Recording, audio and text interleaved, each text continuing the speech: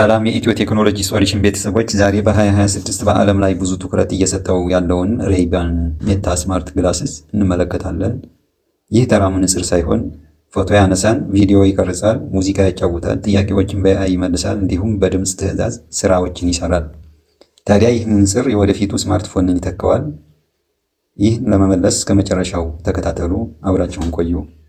በመጀመሪያ ሲያዩት እንደ መደበኛ ሬይባን መነጽር ይመስላል። ነገር ግን በውስጡ ካሜራ፣ ስፒከሮችን፣ ማይክሮፎኖች እንዲሁም የአይ ቴክኖሎጂ ተገጥመውለታል። ክብደቱ ቀላል ስለሆነ ለረጅም ሰዓት ለመልበስ ምቹ የሆነ መነጽር ነው። ሌላው የምናየው ካሜራውን ነው። አንድ ቁልፍ ብቻ በመጫን ፎቶ ያነሳል ወይም ቪዲዮ ይቀርጻል። የእጅዎን ስልክ ሳያወጡ የሚያዩትን እንደሚያዩት መቀረጽ ይችላሉ። ይሄ ታዲያ መነጽር ለቭሎግ፣ ለጉዞ፣ ስፖርትና የቀን ተግባራትን በጣም በተገቢው ሁኔታ ለማከናወን ተስማሚ የሆነ መነጽር ነው።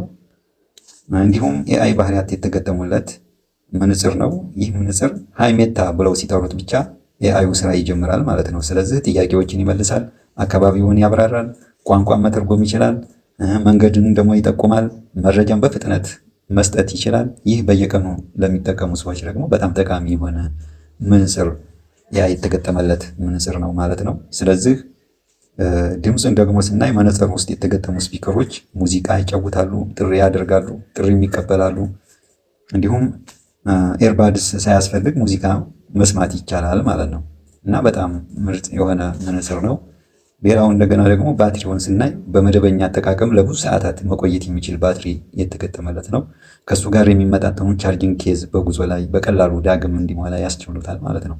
ስለዚህ ባትሪውም በጣም ጥሩ የሆነ ባትሪ የተገጠመለት መነጽር ነው እና የዚህ መነጽር ዋጋ በጣም የተመጣጠነ ዋጋ ነው እና የዋጋው መጠን እንደ ሞዴሉና አካባቢው ይለያያል። ከመደበኛ መነጽር የበለጠ ውድ ቢሆንም የአይ ካሜራ እና ሌሎች ባህሪያትን ሲያስቡ ደግሞ ብዙዎች ጥሩ ዋጋ እንዳለው ይመለከታሉ፣ ገምግመውታል ማለት ነው እና የዚህ መነጽር ጥሩ ጎን የሚባለው ዘመናዊ ዲዛይን ነው የተጠቀመው።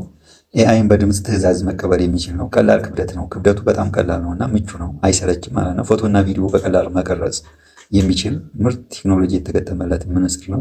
ሙዚቃና ጥሪ ማከናወን የሚችል ምርጥ መነጽር ስለሆነ የጥሩ ጎኑ ነው ማለት ነው። እንዲሁም ደካማ ጎኖችም አሉት። የዚህ መነጽር ደካማ ጎን ብዬ ያስቀመጥኩላችሁ 3 ነው።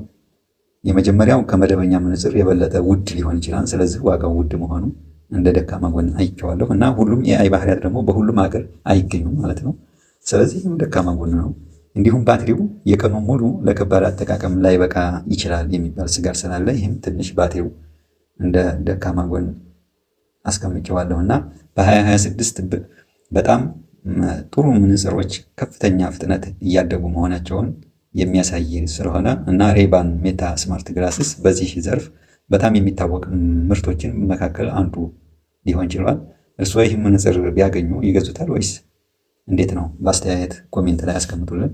ቪዲዮውን ከወደዳችሁ ላይክ ያድርጉ። ለተጨማሪ የቴክኖሎጂ ሪቪው እና ዜናዎች ኢትዮ ቴክኖሎጂ ሶሉሽን ምርጫው ያድርጉ። ጤና ይስጥልን።